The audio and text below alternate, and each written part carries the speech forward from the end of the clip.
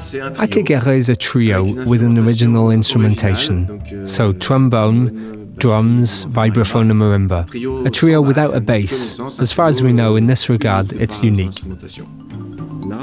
Here we're lucky enough to have this opportunity to do this first creative residency and to work in collaboration with the sound engineers and all the Flux team. We're here with them. They're in the process of evolving their equipment whilst we evolve the way we play. It's a real interaction.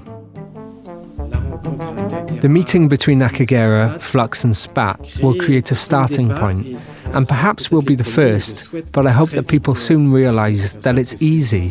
And in a modest fashion, we will have been at the origin of something that could perhaps become universal.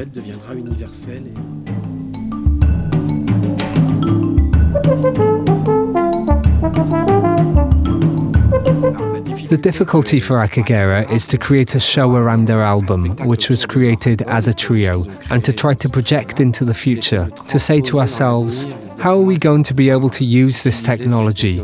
This is jazz, therefore we don't have a production with a fabulous touring rig where we can impose a technical solution, but rather the opposite, where we must adapt to the different circumstances. And so it's here that our programme, the SPAT Revolution, is really welcome because it's capable of adapting to everything. So we began by bringing our expertise with regards to questions such as, what is immersion when using speakers? How can we set it up with relative ease? And then finally, how can we play with it?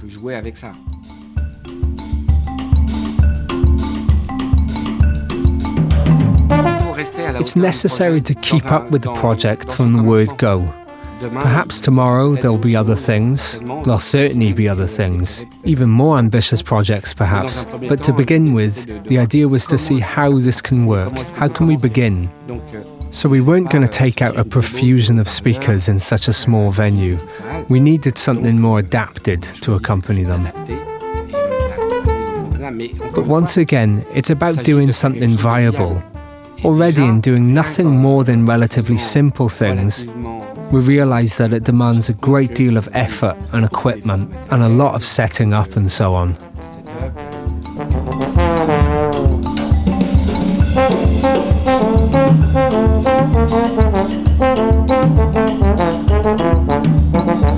My role during this residency was to establish the design brief in order to render this project feasible. The principal idea of this project was to conceive an installation that was lightweight, both in terms of cost and equipment, and that it be easily transportable in the context of a tour.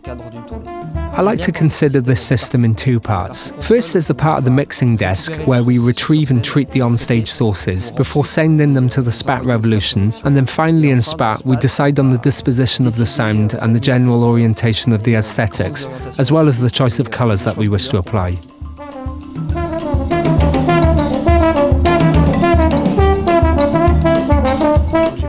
My role was more one of technical support, behind the mixing desk a little, on the SPAT, as well as on the Lima interface, which enables one to control the SPAT over distances from an iPad. So on the Lima we worked in pairs with Gail. Him developing new things on the SPAT Revolution, while I applied what he was developing directly onto the Lima interface. So this was for Victor, enabling him to simplify his workload when using SPAT, as having an additional tactile interface makes an enormous difference from, say, having just a mouse, whilst adapting to his needs, if he wants bigger buttons, different functions, etc. There were many ideas that came from both the sound engineers and the Flux team that over the next few weeks and months will be further developed. These will enable live engineers to be a lot more efficient and to have a much more complete interface.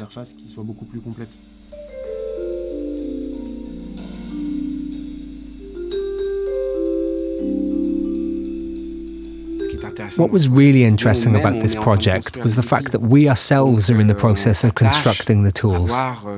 So we get attached to seeing how the sound engineer must adapt in order to follow the musicians, and vice versa as we put the tools in place.